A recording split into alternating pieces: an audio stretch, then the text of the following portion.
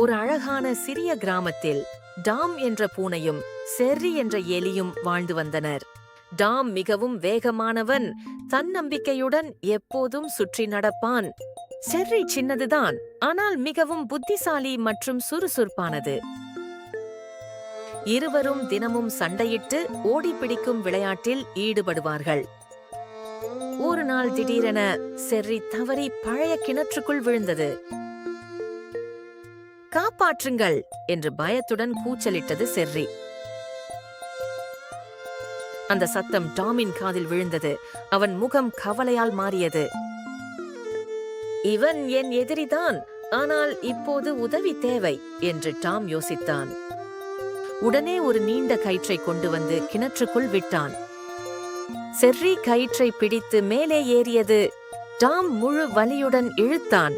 மேலே வந்த செர்ரி நெகிழ்ந்து, நன்றி டாம், உண்மையான நண்பன் நீதான் என்றது. அந்த நாள் முதல் அவர்கள் நல்ல நண்பர்களாக வாழ்ந்தனர். உண்மையான நட்பு பகையை விட பெரியது.